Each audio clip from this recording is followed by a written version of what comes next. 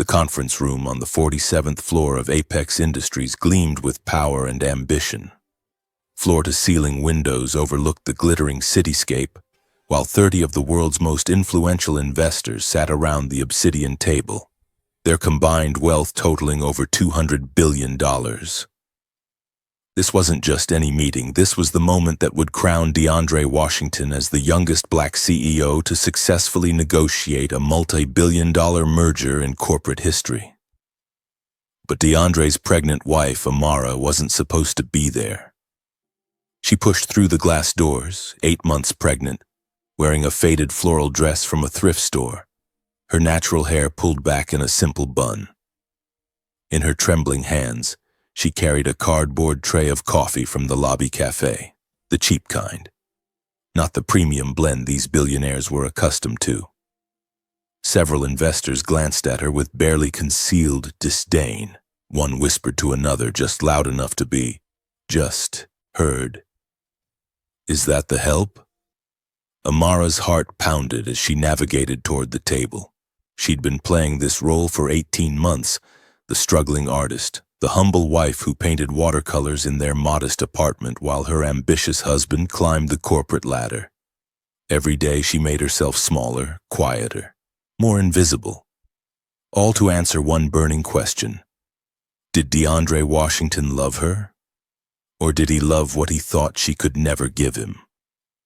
Before we continue with what happened next, let me ask you, where are you watching from? Drop your city and country in the comments. And if you love powerful stories about hidden identities, betrayal, and billion-dollar revenge, subscribe to Heart Vault Stories and hit that notification bell. Trust me, you won't want to miss how this unfolds. Amara took another step, her swollen ankles aching in the cheap shoes she'd bought specifically for this test. That's when she saw her, Brittany Morgan, DeAndre's executive assistant, sitting 2 seats from her husband, closer than any assistant had a right to be.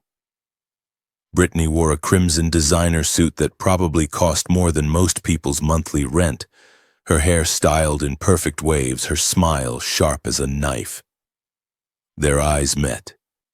Brittany's smile widened, triumphant, and that's when Amara's foot caught on the plush carpet runner. Time slowed to a crawl. The cardboard tray tilted. 4 cups of scalding coffee launched through the air like liquid missiles arcing across the conference table in a grotesque ballet. Amara watched in horror as the dark liquid splashed directly onto Brittany's lap, soaking through that expensive crimson suit, spreading across the fabric like blood. The room fell into a silence so profound that Amara could hear her own heartbeat thundering in her ears. Brittany shrieked, jumping up from her chair, coffee dripping down her legs. "You are stupid, clumsy."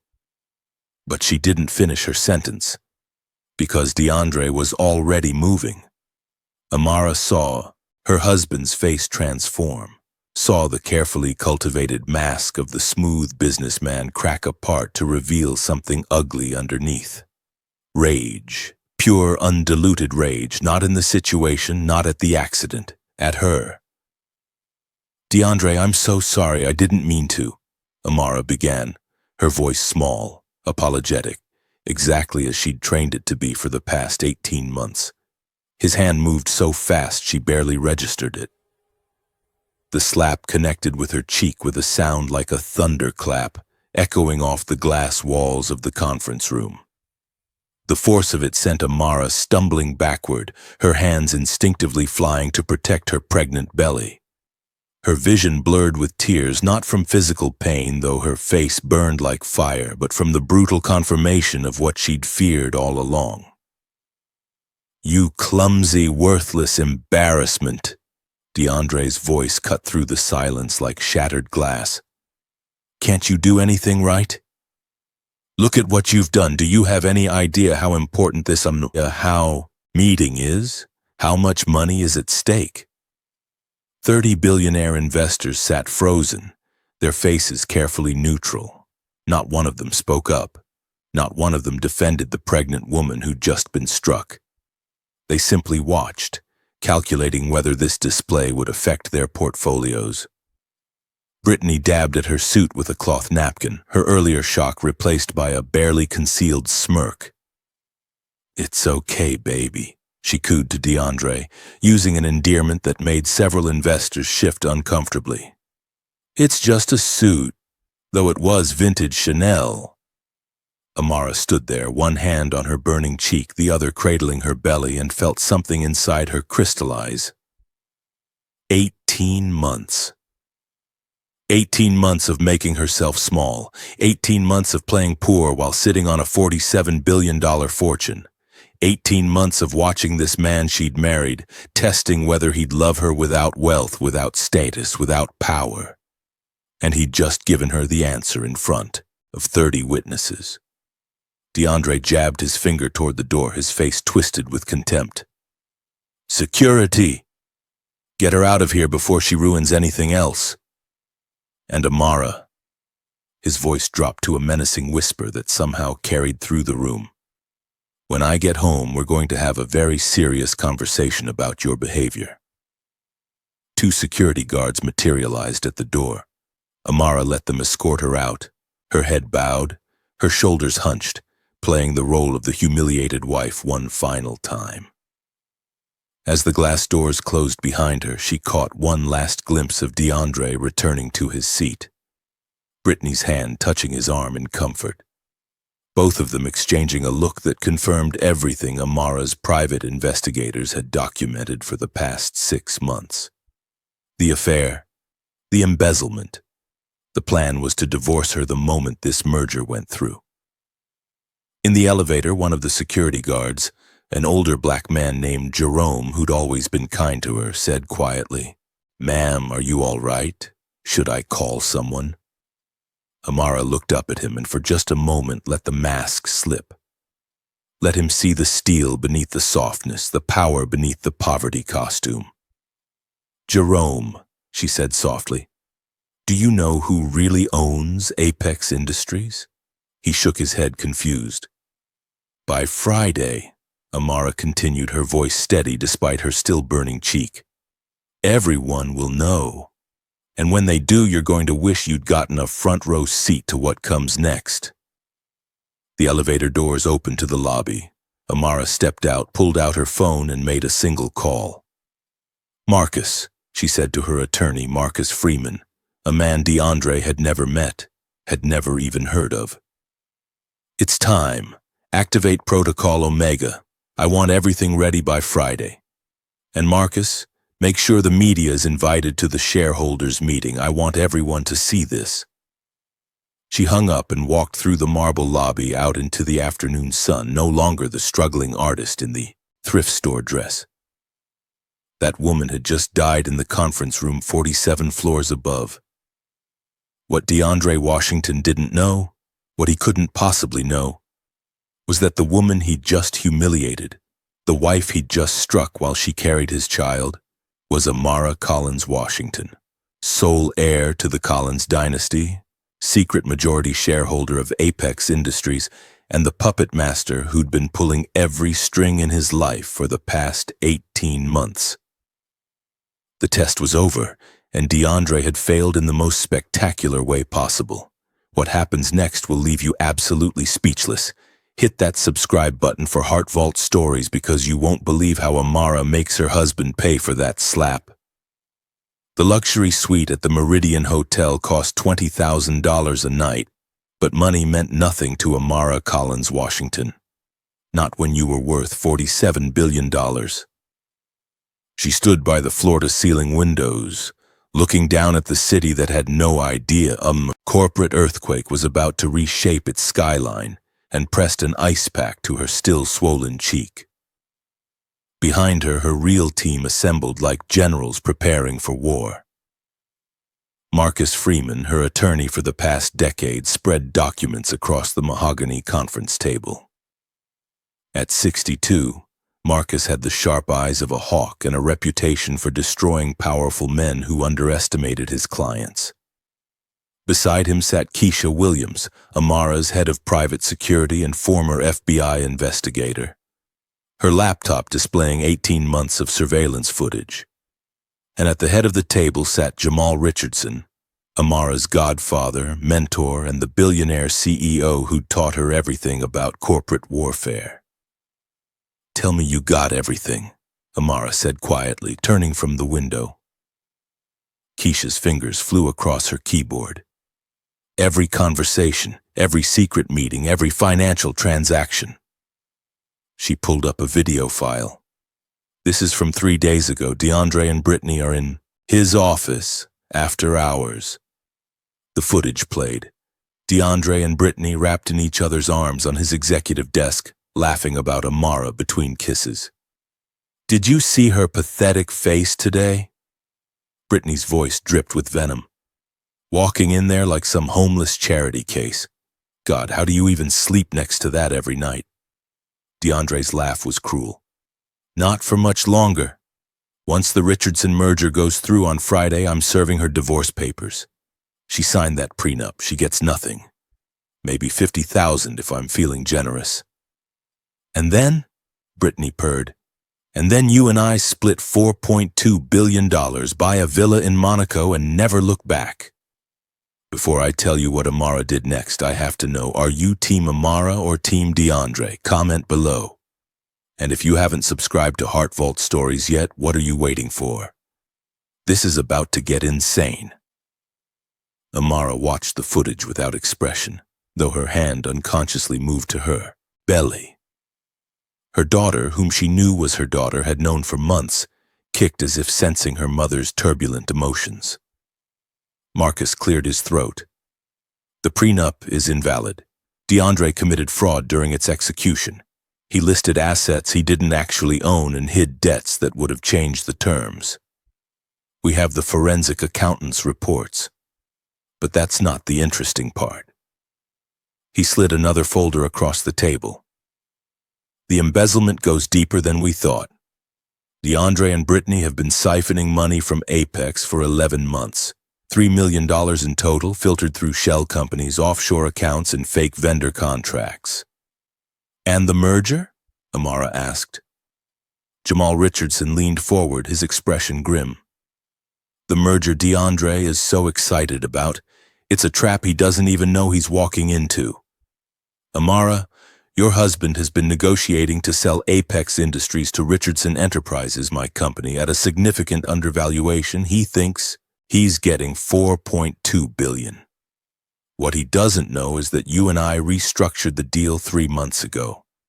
If this merger goes through under DeAndre's current terms, it would bankrupt the employee pension fund and cost 4,000 people their retirement." The room fell silent.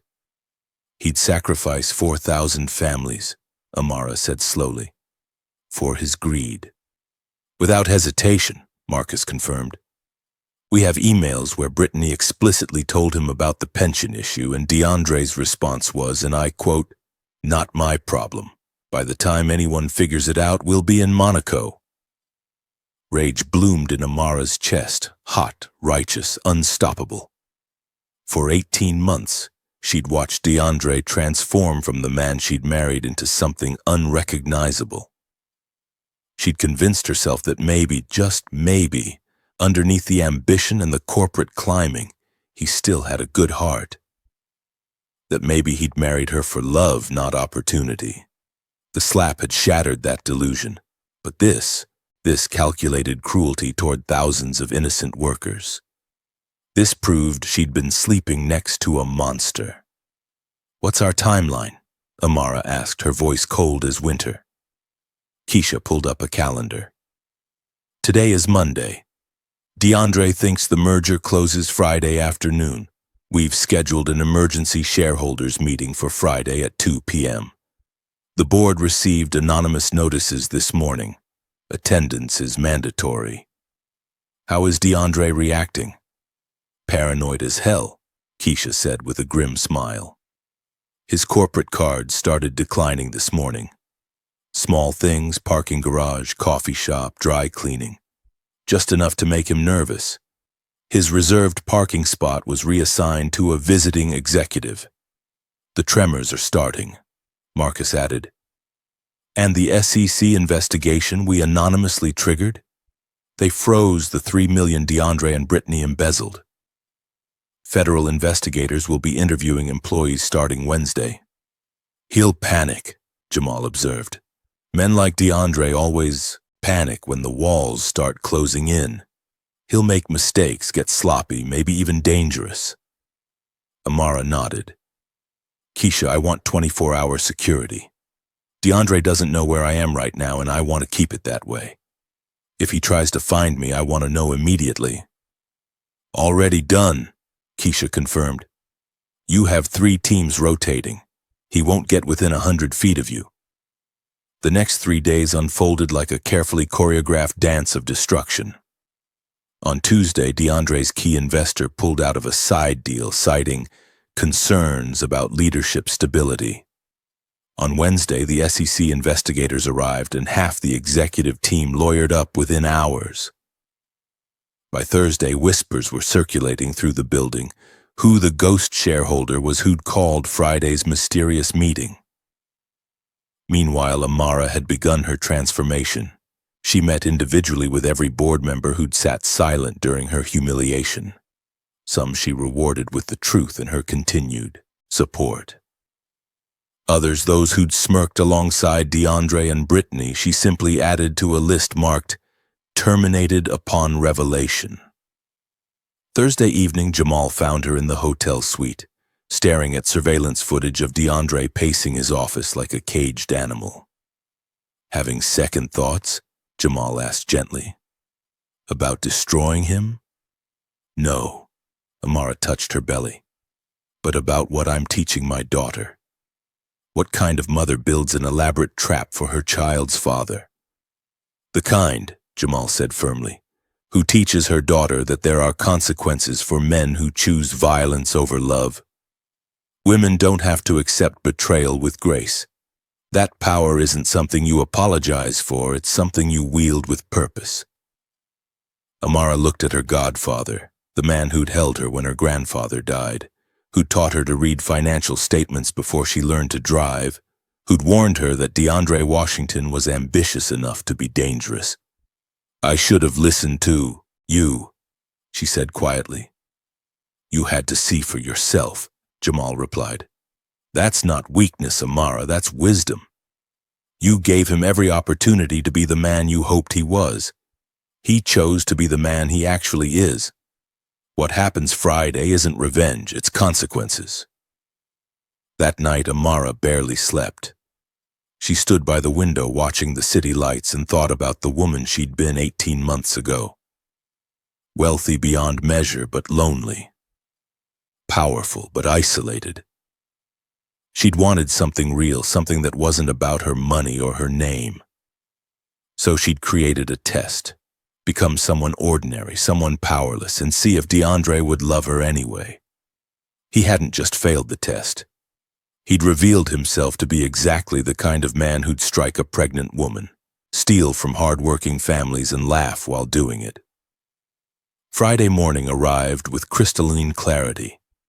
Amara stood before the hotel mirror in a navy suit tailored by the finest designers in Milan, her pregnancy, elegant rather than diminishing, her natural hair styled in sophisticated twists. Diamond earrings, each worth more than DeAndre's annual salary, caught the light. She looked like what she was, a woman worth $47 billion who'd been playing dress-up for 18 months. The playing was over. Marcus, she said into her phone, are the media outlets confirmed? CNN, CNBC, Bloomberg, Wall Street Journal, and a dozen others, Marcus confirmed.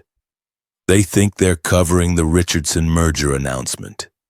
They have no idea what they're actually about to witness. Good, Amara said. It's time DeAndre Washington learned that the woman he slapped owns everything he thought was his. You are not ready for what happens next. Make sure you're subscribed to Heart Vault Stories because the climax of this story will blow your mind. The conference room on the 47th floor of Apex Industries had never held so many people. Investors packed the space shoulder to shoulder, board members clustered nervously near the windows, and media cameras lined the back wall like electronic sentinels waiting to record history. The energy crackled with tension and confusion. Nobody knew why they were here, only that attendance was mandatory and the mysterious ghost shareholder would finally reveal itself. DeAndre Washington sat at the head of the table, Brittany Morgan at his right hand, both dressed in power suits that screamed confidence they didn't actually feel. DeAndre's jaw was tight, his eyes darting between the cameras and the door. For 4 days, his world had been slowly unraveling, frozen accounts, SEC investigators, whispered conversations that stopped when he entered rooms. He'd convinced himself this was a power play by Jamal Richardson trying to renegotiate the merger terms. He had no idea he was sitting in his own execution chamber. "Ladies and gentlemen," the meeting moderator announced, "the majority shareholder has arrived." The doors opened, and Amara Collins Washington walked in. For a heartbeat, nobody moved. DeAndre's brain couldn't process what his eyes were seeing. That was his wife. That was Amara. But no, it couldn't be. This woman wore a suit that cost more than a luxury car. This woman walked with the confidence of someone who owned everything and everyone in the room. This woman was flanked by Marcus Freeman, one of the most feared attorneys in corporate America, and a security team that looked like they could overthrow small governments. Brittany's face drained of color. Several board members stood abruptly, the cameras focused with laser precision. Amara walked directly to the head of the table, DeAndre's seat. She didn't ask. She simply stood there, waiting until DeAndre scrambled up and backed away, his mouth opening and closing like a fish drowning in air. "Hello, DeAndre," Amara said, her voice carrying through the silent room with devastating calm. She settled into his chair, her chair, and folded her hands on the table. "You look confused. Let me clarify some things for you." She nodded to Marcus, who activated the massive presentation screen. "Amara Collins Washington, heir, Collins Dynasty net worth, 47,000 owner, Meridian Holdings, 87% of Apex Industries." The room exploded with shocked murmurs. Camera flashes erupted like lightning. DeAndre staggered backward, grabbing the table for support. That's not possible," he stammered. "You're nobody. You paint watercolors." "I do paint watercolors," Amara agreed pleasantly. "Among other things, like owning the company you thought was yours." The screen changed, displaying the complete corporate structure, every shell company, every holding, every financial pathway that led directly to Amara. The investors leaned forward, suddenly understanding. The ghost shareholder had been sitting in plain sight for 18 months, wearing thrift store dresses and serving cheap coffee. Drop a yes in the comments if you're loving this. And subscribe to Heart Vault Stories. We're just getting started. 18 months ago, Amara continued, her eyes never leaving DeAndre's panicked face. "I married you as an experiment. I made myself small, vulnerable, ordinary. I wanted to know if you'd love me for who I was or for what you thought I could give you." She clicked to the next slide, surveillance footage from his office. DeAndre and Brittany wrapped around each other, laughing about pathetic Amara and her homeless charity case appearance. Brittany made a small, wounded sound. DeAndre's face turned the color of ash. "I watched you court my trust while betraying it," Amara said. "I watched you build your career on my hidden money while planning to discard me the moment you didn't need me anymore. And then, 4 days ago, you gave me the final piece of evidence I needed." The screen changed to the footage from Monday, the coffee spill, the slap, Amara stumbling backward with her hand protecting her belly. The sound of DeAndre's palm connecting with her face echoed through the conference room speakers. Several investors stood, their faces dark with anger. A female board member put her hand over her mouth. The cameras captured every moment. "You struck a pregnant woman," Amara said, her voice cracking just slightly with emotion before she steadied it. "Your pregnant wife. in front of 30 witnesses. You chose your mistress and your greed over your family, over basic human decency, over everything that actually matters. DeAndre tried to speak, but no words came out. Brittany had gone perfectly still like prey, hoping the predator wouldn't notice her. But that's not all you did, Amara continued, and now her voice turned to ice. Marcus, show them the embezzlement. The financial records appeared. $3 million siphoned through fake vendors, offshore accounts, and shell companies with Brittany's name hidden in the paperwork. Then came the merger documents with Marcus providing commentary that made several investors gasp. Under the terms Mr. Washington negotiated, Marcus explained, this merger would have bankrupted the employee pension fund. 4,000 families would have lost their retirement savings. Mr. Washington and Ms. Morgan were aware of this. Here are the emails where it's explicitly discussed, and their response was to accelerate the timeline and leave the country. The room erupted. Investors shouted questions. Board members demanded answers. Media reporters spoke urgently into cameras. Through it all, DeAndre stood frozen, watching his entire world collapse in real time. Amara raised her hand, and silence fell instantly. That's when everyone truly understood this wasn't a wronged wife seeking revenge. This was a billionaire CEO who owned their company, their careers, their futures. And she was done playing games. The prenup you insisted on is invalid, Amara said. You committed fraud in its execution. The merger you were so excited about is canceled. As of this moment, you are terminated from Apex Industries with cause, no severance, no stock options, no golden parachute. Ms. Morgan is similarly terminated. My legal team has filed criminal charges for embezzlement, fraud, and assault. The SEC investigation will proceed, and every person in this room will know exactly who you are and what you've done. DeAndre's legs gave out. He collapsed to his knees, not gracefully, but like a puppet with cut strings. Tears streamed down his face as he looked up at the woman he'd struck 4 days ago. Amara, he choked out, please, please. It was a mistake. I wasn't thinking. I love you. I love our baby. You don't love anything except yourself, Amara interrupted. And you had my love, DeAndre. You had my trust. You had 18 months to show me you were worthy of it. Instead, you showed me exactly who you are.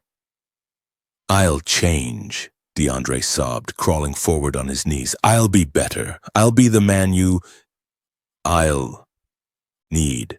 Just give me another chance.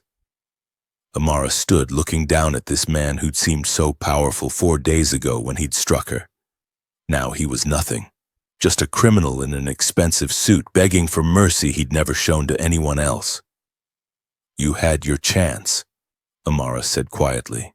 You had 18 months of chances, and you chose this. You chose to hit me. You chose to betray me. You chose to steal from innocent families. These aren't mistakes, DeAndre. These are choices, and choices have consequences. She turned to her security team. Escort them out, both of them. As security moved forward, DeAndre grabbed at Amara's legs, desperate, pathetic. Don't do this. You can't do this. I'm your husband. No, Amara corrected, stepping back from his reach. You were a test I ran for 18 months, and you failed spectacularly.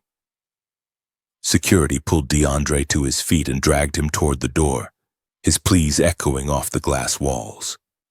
Brittany followed in silence, her earlier arrogance completely shattered. The cameras captured every moment, the fall of DeAndre Washington, the man who'd slapped his pregnant trillionaire wife and lost everything. As the doors closed behind them, Amara turned to face the assembled board, investors, and media. Apex Industries will undergo immediate restructuring, she announced. We will prioritize the employees who've been loyal to this company. We will protect the pension fund that DeAndre tried to destroy. We will build something better than what came before, a company that values integrity over ambition, people over profit margins, and character over quarterly earnings. The investors applauded. The board members nodded approval. And the media cameras transmitted this moment to millions of viewers worldwide. The story of a woman who'd hidden her power to test a man's character, and who'd emerged from his betrayal stronger than ever. In the conference room where she'd been humiliated 4 days ago, Amara Collins Washington reclaimed everything. Her company, her dignity, her future. And the man who'd slapped her was on his knees in the hallway, begging security for one more chance he'd never receive. That's how you destroy an empire, with one revelation. If you loved this, smash that subscribe button for Heart Vault Stories, because the falling action and ending will show you exactly how far DeAndre falls.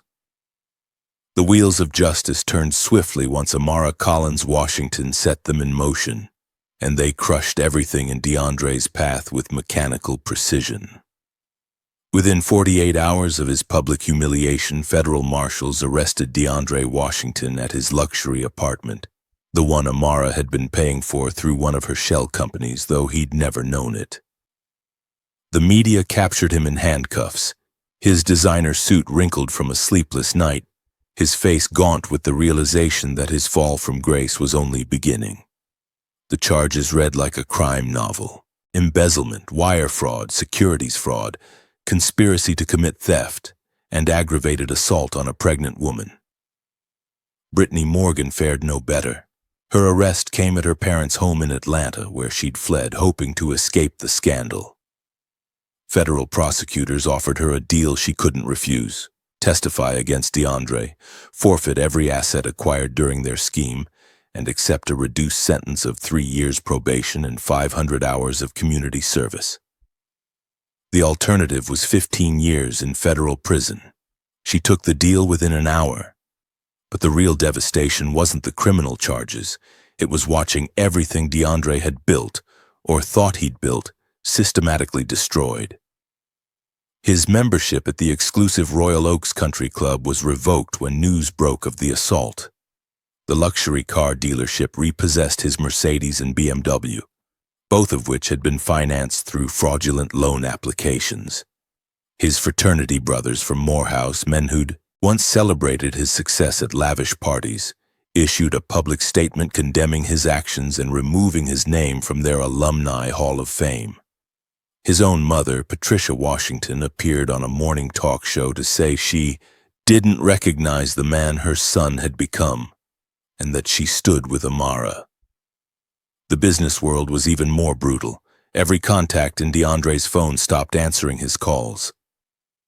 LinkedIn connections disappeared overnight. Executive recruiters who'd once courted him with job offers blocked his emails. He applied to over 60 positions in 3 weeks, even ones far beneath his previous status, and received exactly 0 interviews. The phrase, "the slap CEO," had become permanently attached to his name, turning him into a cautionary tale that no company wanted associated with their brand. If you're thinking, he deserves everything he's getting, drop a fire emoji in the comments, and make sure you're subscribed to Heart Vault Stories. This ending is going to leave you speechless. Meanwhile, Amara transformed Apex Industries with the same methodical precision she'd used to dismantle DeAndre's life. She promoted Jerome, the security guard who'd shown her kindness, to director of facilities management with a 6-figure salary. She identified every employee who'd been complicit in the toxic culture DeAndre created. Executives who'd laughed at misogynistic jokes, managers who'd covered up harassment complaints, board members who'd sat silent during her humiliation, and systematically removed them from the company. Some were fired outright. Others were reassigned to positions so far beneath their previous status that they quit within weeks. But Amara also rewarded loyalty. The assistant who'd tried to warn her about Brittany through subtle hints became a junior executive. The accountant who'd anonymously flagged suspicious transactions to HR got promoted to chief financial officer. The janitor who'd once helped Amara carry her art supplies received a full scholarship fund for his 3 children. The employee pension fund, the one DeAndre had been willing to destroy for his personal profit, was not only protected, but expanded. Amara personally contributed $50 million to ensure every worker had a secure retirement. Within 6 months, Apex Industries' stock price had doubled.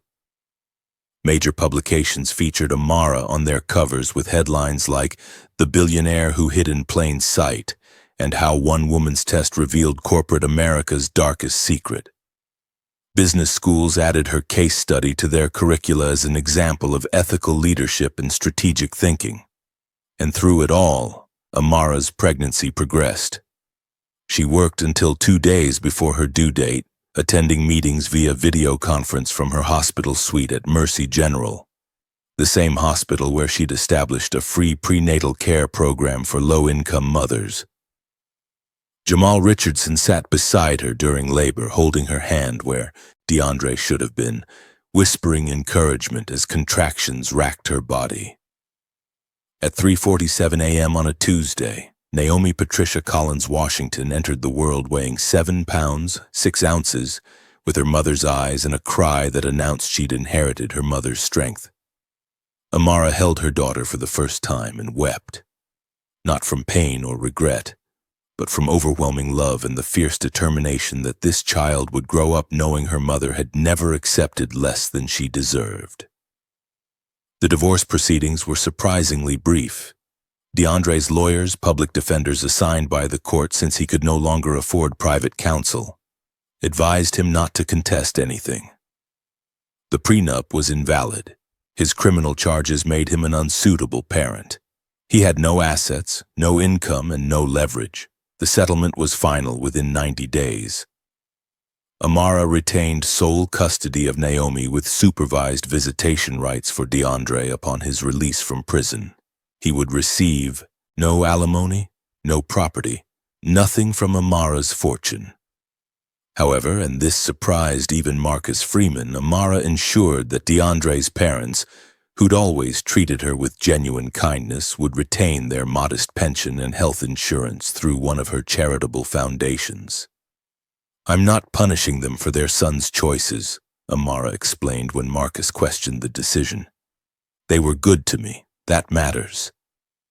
DeAndre's trial lasted 3 weeks. Brittany's testimony was devastating, detailing every fraudulent transaction, every stolen dollar, every conversation where they'd laughed about betraying Amara and destroying employees' futures. The assault charge was equally damning. The video of DeAndre striking his pregnant wife played repeatedly for the jury, several of whom visibly recoiled.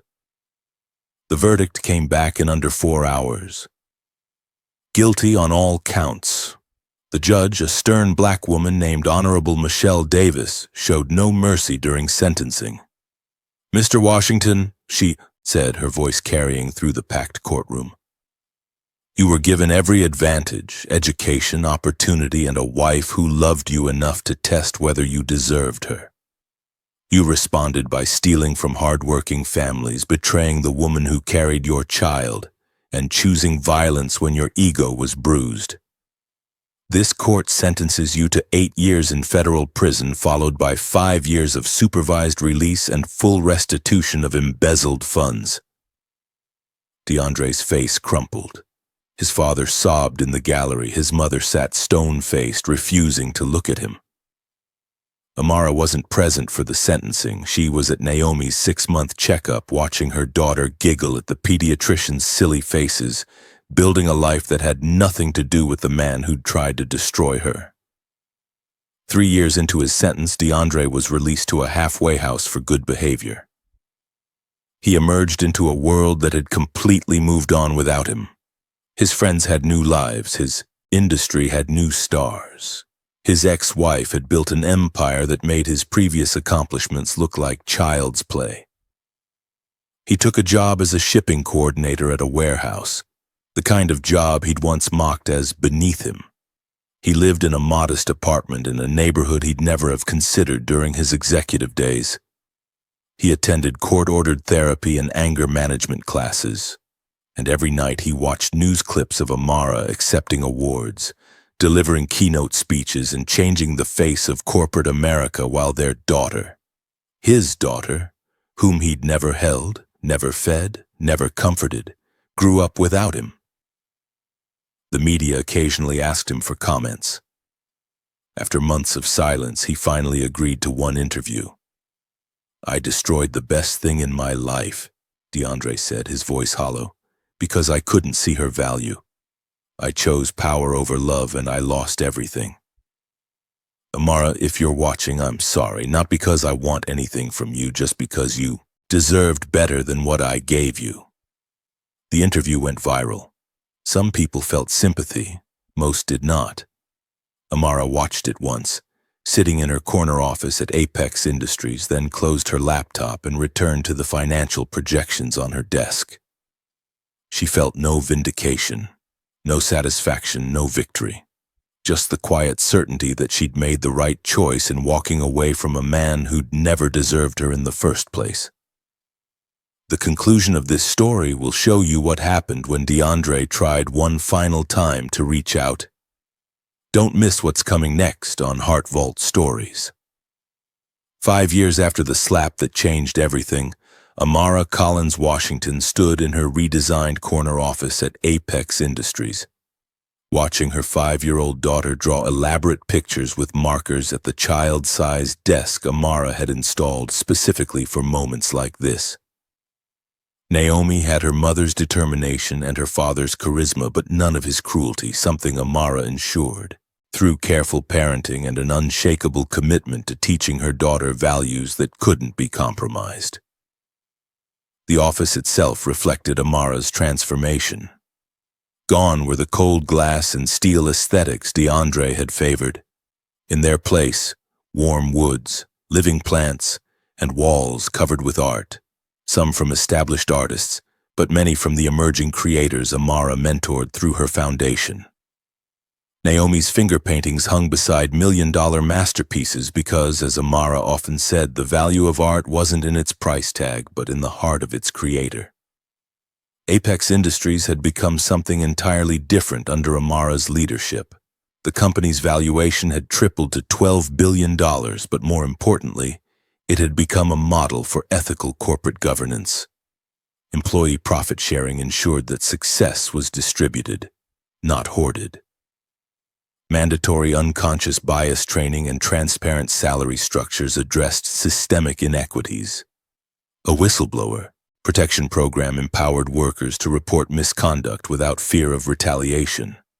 Other companies studied Apex's model. Business schools taught Amara's philosophy. And slowly, incrementally, corporate culture began to shift. Amara's phone buzzed with a news alert. She glanced at it, then froze. Former exec DeAndre Washington released from federal custody. The article included a photo DeAndre emerging from the gates of a minimum security facility, looking haggard and older than his 38 years. His designer suits had been replaced by donated clothes from a re-entry program. His confident swagger had become a defeated shuffle. The caption noted he had no family waiting for him, no job prospects, and no public support. A reporter had caught up with him asking if he had a message for his ex-wife. DeAndre looked directly into the camera, his eyes hollow but sincere. "I destroyed the best thing in my life because I couldn't see her value. I chose power over love and I lost everything. Amara, if you're watching, I'm sorry. Not because I want anything from you, just because you deserved better than what I gave you." Amara watched the clip once, then set her phone aside. She felt nothing, not anger, not satisfaction, not even pity. Just the distant acknowledgement of a chapter that had closed years ago.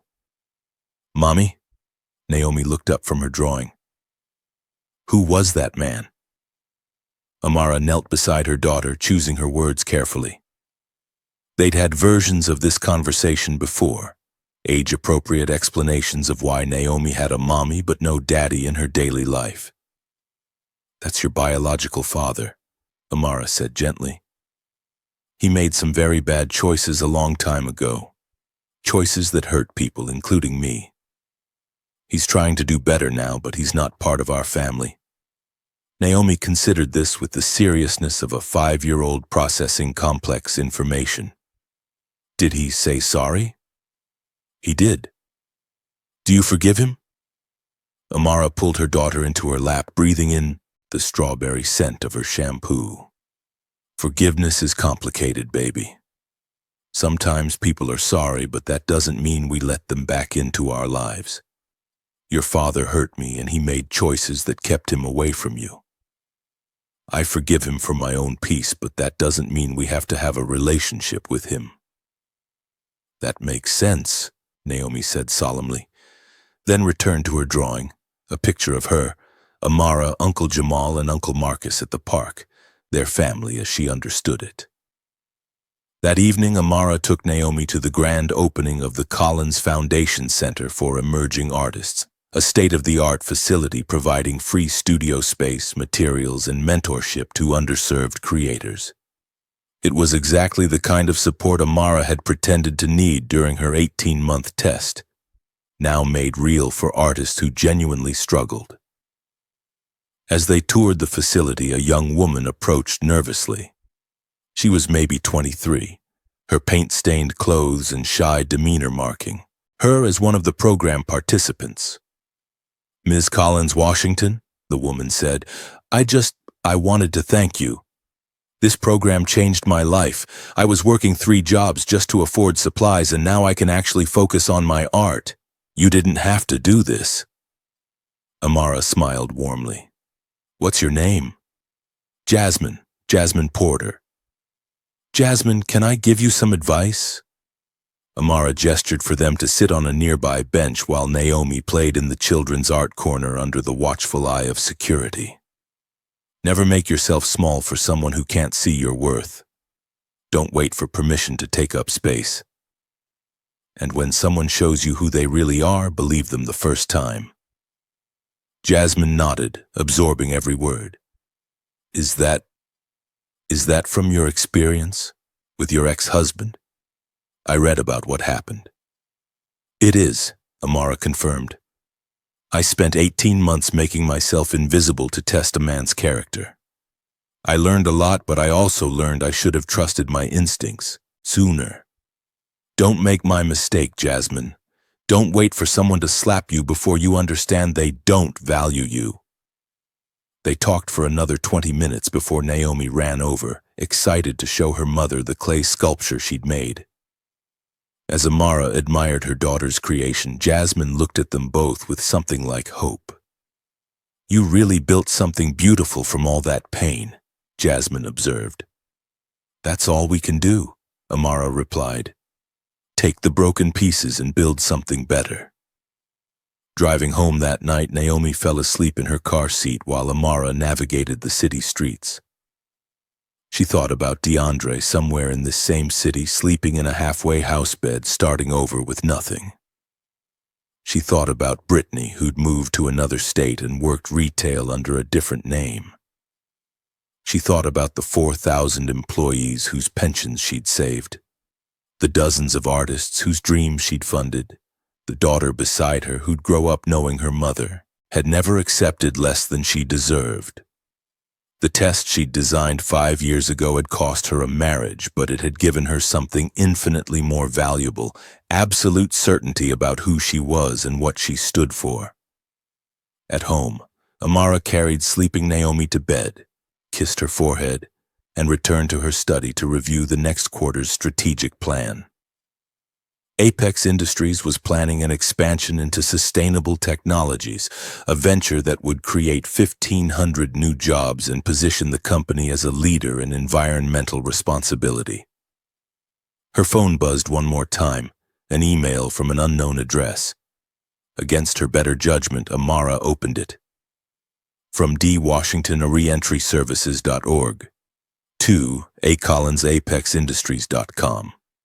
Subject, no response needed. Amara, I know you don't want to hear from me, and I'm not asking for anything.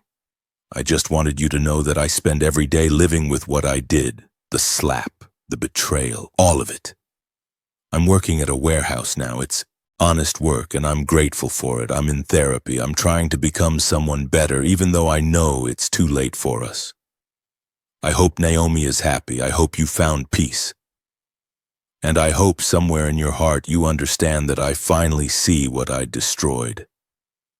I finally understand your value, not because of your money, but because of your character, your strength, and your refusal to accept less than you deserved.